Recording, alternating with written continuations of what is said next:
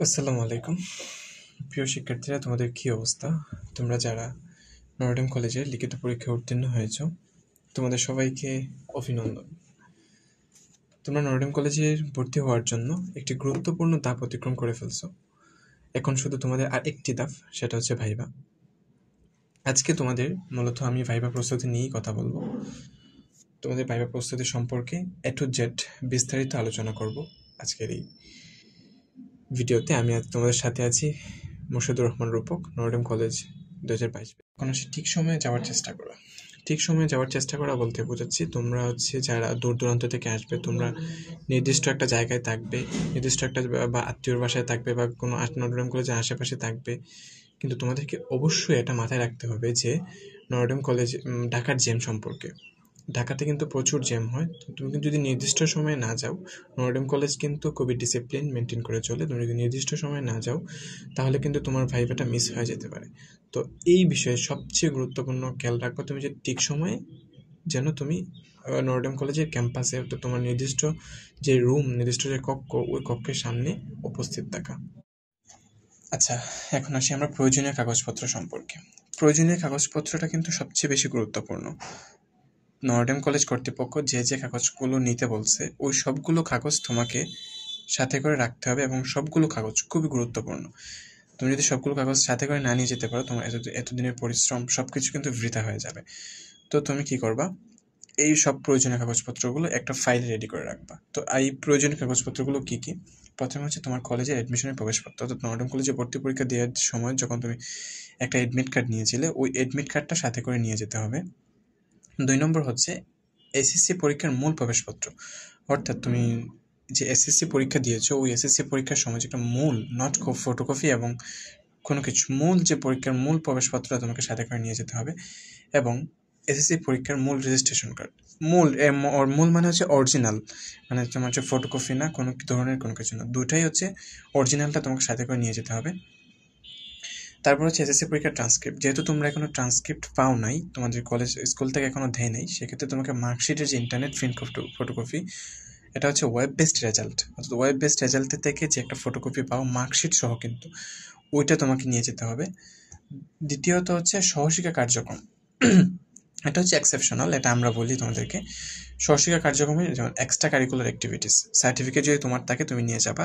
এইটা যদি তুমি সাথে রাখতে পারো এবং তোমার যদি এটা থাকে, থাকাটা বাধ্যতামূলক না, তবে যদি থাকে তাহলে তুমি সবচেয়ে বেশি তোমার চান্স পাওয়ার প্রবাবিলিটিটা বেড়ে যাবে।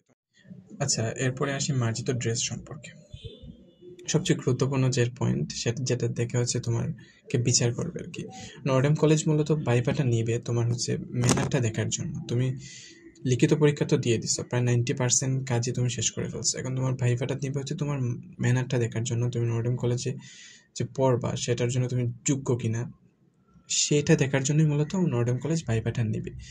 তো তুমি প্রথমে হচ্ছে একটা মার্জিত ড্রেস পরবা, শার্ট প্যান্ট যাই হোক না কেন, তুমি হচ্ছে একটা ফর্মাল, মানে এজ এ স্টুডেন্ট হিসেবে তোমাকে যেভাবে দেখাবে, not as a Chapri TikToker, এইরকম করলে কিন্তু হবে না, এইরকম ড্রেস পরলে কিন্তু হবে না। তোমাকে একটা মার্জিত ড্রেস পরতে হবে, আর সেটা অবশ্যই যদি ফুল হাতা শার্ট হয় সবচেয়ে বেটার। মানে ফুল হাতা শার্ট পরবাটা বাধ্যতামূলক, এটাকে তুমি হচ্ছে বাজ করবে না, বুঝছো? ফুল হাতা শার্টটাকে তুমি বাজ করবে না, ফর্মাল হাতের মাঝে বোতাম যেটা থাকবে ওটা লাগাই। আচ্ছা, ঠিক আছে। সবচেয়ে গুরুত্বপূর্ণ যে বিষয়টা সেটা হচ্ছে প্যান্ট। দেখবা বাংলাদেশে কিন্তু টিকটকারের শার্ট এবং টিকটকারের প্যান্ট সব কিছুই আছে, কিন্তু শার্ট দেখলে বোঝা যায় না আসলে এটা টিকটকার নাকি কি, বাট প্যান্ট দেখলে ইজিতে আইডিয়া করা যায় যে হচ্ছে এটা টিকটকারের প্যান্ট। আর বেসিক্যালি আমাদের নতুন কলেজের স্যাররা তো অনেকদের ভাইবা নিবে, তো তোমাকে জাজ করার জন্য কিন্তু মূলত এই ভাইবাটা। তো সবচেয়ে বেশি সতর্ক থাকবা তোমার এই প্যান্টের বিষয়ে এবং প্যান্ট শার্টের বিষয়ে এবং মার্জিত ড্রেস বিষয়ে। তো প্যান্টটা কী করবা, তোমরা একটা ফর্মাল প্যান্ট পরো, সমস্যা নেই, এক কালার প্যান্ট পরো, সমস্যা নেই, জিন্স প্যান্ট পরো, সমস্যা নেই।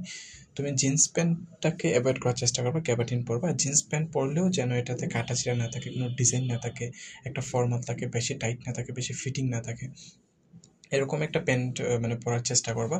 মানে একদম অ্যাজ এ স্টুডেন্ট হিসেবে তোমার যাতে তোমাকে একজন ভদ্র এবং সবাই একজন স্টুডেন্ট মনে হয়, সেই বিষয়ে সবচেয়ে বেশি খেয়াল রাখবা। এই বিষয়টাকে তোমাকে সবচেয়ে বেশি খেয়াল রাখতে হবে। এবং জুতা হচ্ছে ফর্মাল হলেই হবে, বা হচ্ছে ধরো বিভিন্ন ধরনের জুতা যেটা হচ্ছে ফর্মালে যে স্টুডেন্টরা কন্টিনিউয়াসলি ইউজ করে, দেখতে ভালো দেখায়, যে শু যে পরতে হবে এটা এমন ম্যান্ডেটরি না, তবে শু হলে ভালো হয় কালো বা এক কালারের শু পরবা, আবার টিকটকারের শু পরে যেও না, এক কালারের শু পরবা। ওভারঅল হচ্ছে তুমি একটা মার্জিত ড্রেস পরে যাবা, এই যে স্টুডেন্ট হিসেবে তোমার যথেষ্ট ধারণা আছে যে কীভাবে তোমরা হচ্ছে একজন একজন স্টুডেন্টকে কীভাবে দেখা যাবে বা একজন স্টুডেন্টকে ভালো কীভাবে ধারণা। আচ্ছা, এরপরে আমরা হচ্ছে ভাইবার রুম সম্পর্কে ধারণা দিই। তোমাদের ভাইবার রুম সম্পর্কে ধারণা দিতে যাওয়ার আগে একটা কথা বলবো যে তোমাদেরকে হচ্ছে নির্দিষ্ট সিরিয়াল অনুযায়ী, অর্থাৎ তোমাদের লিখিত পরীক্ষা উত্তীর্ণ মেরিট লিস্ট অনুযায়ী তোমাদেরকে হচ্ছে রুম নম্বর এবং সময় নির্ধারণ করা হয়েছে। তোমরা আগে বলে আসছে ঠিক সময়ে ওই রুমের সামনে এসে থাকার চেষ্টা করবো, তখন তোমাদের রুল কল করা হবে, তখন তোমরা হচ্ছে ভিতরে যাবা, দরজায় দাঁড়িয়ে নক করবা, দেন হচ্ছে বলবা যে স্যার আমি কি আসতে পারি। তো প্রথম ভিতরে ঢুকবা, ঢুকার পরে যে চেয়ার থাকবে, দেখবা টিচার থাকবে, চেয়ার থাকবে, তুমি গিয়েই বসবা না। তোমাদেরকে কিন্তু A to Z, তুমি যখন ইন করা থেকে শুরু করে একদম বের হয়ে আসা পর্যন্ত, বের হয়ে যাওয়ার পিছন পর্যন্ত তোমার সব কিছু কিন্তু ওরা জাজ করবে। তো ভিতরে মানে A to Z তোমাকে কিন্তু জাজ করা শুরু হয়ে গেল, তোমাকে যখন রুল কল করা হলো তোমার কিন্তু A to Z জাজ করা তোমার শুরু হয়ে গেল। তখন তুমি কী করবা, গিয়ে দাঁড়ায় হচ্ছে চেয়ার দাঁড়াবা, দিয়ে সালাম দিবা, ঢুকেই প্রথমে সালাম দিবা, সালাম দিয়ে অনুমতি নেবে যে স্যার আমি কি বসতে পারি। তখন স্যাররা বলবে তোমাকে বসো। এখন আসি প্রশ্ন সম্পর্কে ধারণা। তোমাকে কিন্তু সব প্রশ্ন কিন্তু সব যে প্রশ্ন করবে এমনটা না, বেশি প্রশ্ন করবে না, খুব শর্ট 2 থেকে 3টা প্রশ্ন করবে যেটা তুমি পারবা। আর যদি তুমি উত্তর পারো, যদি তুই একটা প্রশ্ন করলো তুমি যদি উত্তরটা পারো তাহলে হচ্ছে সুন্দর করে গুছিয়ে উত্তরটা দেওয়ার চেষ্টা করবা।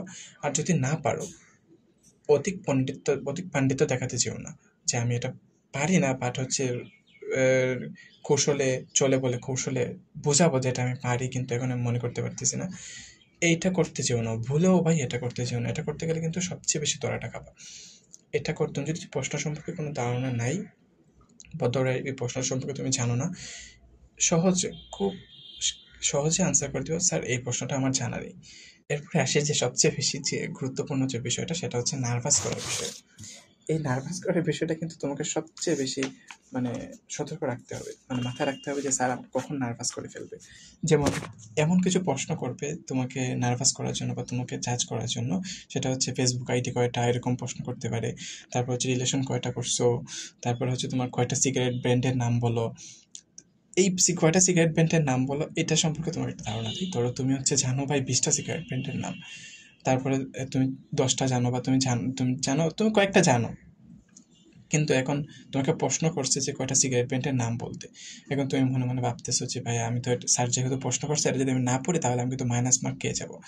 কিন্তু ভাই যদি তুমি এটা বলো তাইলে কিন্তু মাইনাস মার্ক খারবা, আর যদি না বলো কৌশল উত্তর দাও যে স্যার আমার ফ্যামিলি প্লাস আশেপাশে কেউ সিগারেট খায় না, তাই আমি হচ্ছে এত বেশি সিগারেট ব্র্যান্ডের নাম জানা নাই, কিন্তু আমার দাদা হচ্ছে নর্মাল একটা আকিজ বিড়ি খাইতেন, তো ওইটার সম্পর্কে একটু ধারণা আছে।